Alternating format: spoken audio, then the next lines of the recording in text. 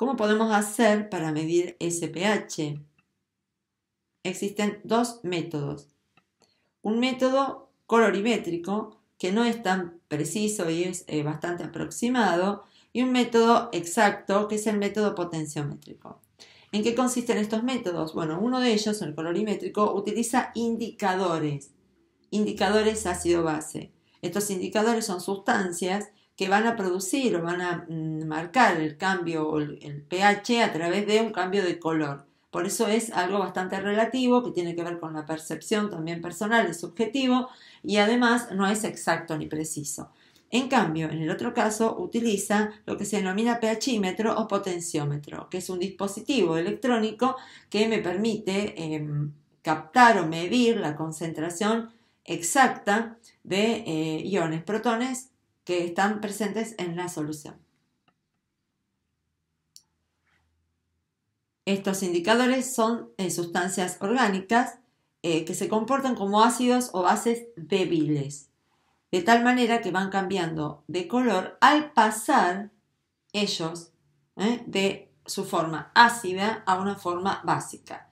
Al estar en una u otra forma, su color es diferente y eso es lo que nos permite utilizarlos y aprovechar esa propiedad para poder saber aproximadamente en qué pH se encuentra esa solución que nosotros queremos analizar.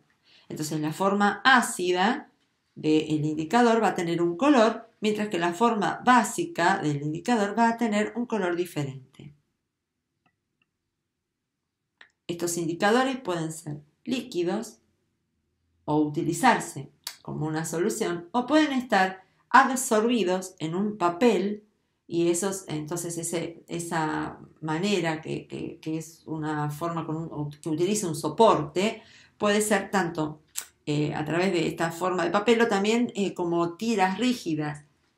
Cualquiera de ellos tiene la misma utilidad. El único inconveniente que tiene esta técnica es que no solamente no es preciso porque no es preciso el valor que puede otorgarnos en cuanto al pH de una determinada disolución, sino porque a veces la apreciación, sobre todo cuando se trata de soluciones que ya son coloreadas, como por ejemplo una Coca-Cola, o turbia, como puede ser por ejemplo la leche, en esos casos puede que exista algún tipo de interferencia y entonces la apreciación ya no es tan exacta. En el caso del método potenciómetrico, lo que va a medir es la diferencia de potencial entre dos electrodos. Uno de esos electrodos es el electrodo que va a medir directamente la concentración de protones que tenga esa solución. Y el otro es un electrodo que se toma como referencia para poder calcular justamente la diferencia de potencial entre ambos. Este método potenciómetrico se puede utilizar o aplicar según la necesidad, utilizando potenciómetros que son fijos, de mesada, de mesa, en un laboratorio, o aquellos que son portátiles y me permite ir a hacer determinaciones a otros lugares fuera del laboratorio. Algunos ejemplos de indicadores ácido-base son, por ejemplo, la fenolftaleína y el rojo de metilo. Estos son dos muy comunes. Lo que vamos a ver son aquellos que son de uso muy común. Las fórmulas moleculares de ambos y las estructuras. Como se ve, ambos tienen protones que pueden perder o ganar y entonces aparecen diferentes estructuras coloreadas de manera diferente. En el caso de la fenolftaleína vemos los diferentes colores según si se trata de disoluciones muy ácidas, de disoluciones cuyo pH está comprendido entre el 0 y el 8, de disoluciones que son básicas pero cuya basicidad está comprendida entre 8 y 12, o de aquellas disoluciones que son muy básicas. En el caso del rojo de metilo, también hay una variación de color. Aquellas disoluciones que son ácidas por debajo del 4,2 tienen color rojo. Cuando una disolución se encuentra aún siendo ácida entre 4,2 y 6,3 toma color anaranjado y aquellas disoluciones que tienen un pH mayor que 6,3 toman color amarillo. El azul de bromotimol y el azul de timol son dos indicadores cuya estructura molecular es muy similar. En el primer caso, en el caso del azul de bromotimol, varía desde el amarillo hasta el azul, dependiendo de si las disoluciones tienen un pH ácido menor de 6,5, el color es amarillo. Cuando las disoluciones se encuentran entre un pH 6,5 y 7,6, el color que toma este indicador es verde. En presencia de una disolución cuyo pH es mayor que 7,6, este indicador toma color azul. En el caso del azul de timol,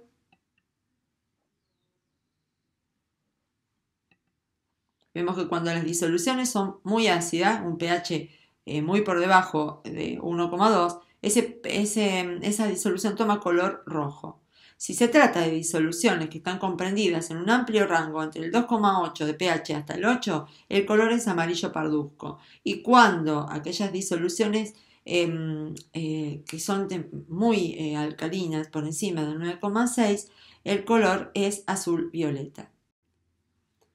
En estos dos casos, en el caso del tornasol y del indicador universal, se trata de dos indicadores que en realidad no están constituidos por una única sustancia, sino que ambos son una mezcla de sustancias. La diferencia está en que el tornasol es una mezcla de sustancias naturales, ya que es un producto que se extrae de algunas variedades de líquenes.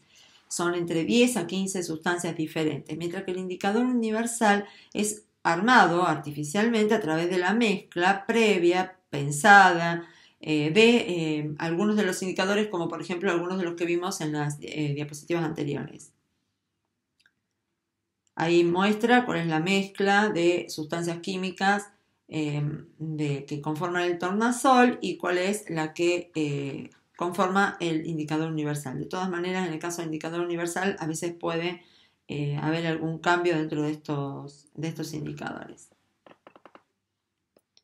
En el caso del indicador de tornasol, que es uno de los indicadores que hace más tiempo que se utiliza, cuando el pH de la solución está por debajo de 4,5, el color es rojo. Cuando las disoluciones tienen un pH comprendido entre 4,5 y 8,3, toma color violeta. Y cuando las disoluciones son con un pH, tiene un pH mayor de 8,3, toma color azul. Como vemos son bastante amplios los rangos de viraje, en contraposición con el indicador universal que al ser preparado de manera artificial y ya pensado, digamos, cuál es el objetivo, que es el de conseguir una mayor precisión en la detección o la determinación de los pH de las distintas disoluciones, en este caso tenemos un color prácticamente asociado a cada valor de pH. Entonces esto permite hacer una aproximación mucho más precisa de lo que es el pH de una determinada disolución. Bueno, como vimos, los potenciómetros son dispositivos electrónicos que me permiten medir la diferencia de potencial entre dos electrodos. Esa diferencia de potencial es convertida dentro del circuito del potenciómetro en un valor numérico que aparece en una pantalla y que está relacionado directamente con el pH, o sea, convertido ya en un valor de pH, relacionándolo directamente este valor con la diferencia de potencial generada entre ambos electrodos. Estos electrodos habíamos dicho que era uno de ellos, que era el que medía o que detectaba directamente cuál era la concentración de protones de esa solución, y el otro un electrodo de referencia. Entonces la diferencia entre el potencial de ambos es lo que luego se expresa como pH. Estos electrodos pueden estar en el dispositivo de manera individual o separada, o pueden estar combinados ambos en un único electrodo que se denomina electrodo de combinación. O sea, ahí vemos que pueden estar por separado o pueden estar ambos electrodos combinados en un único electrodo de combinación. También podemos tener algunos de estos dispositivos que son portátiles y otros que son de mesa. Los portátiles por lo general son más simples, los de mesa suelen ser un poco más sofisticados y estar acompañados también por termómetros que detectan entonces la temperatura de la muestra, que también es un factor que condiciona el valor de pH. Aunque nosotros en este caso no lo hemos visto, pero también para hacer una medida precisa se debe acompañar el dato de pH con el dato de la temperatura.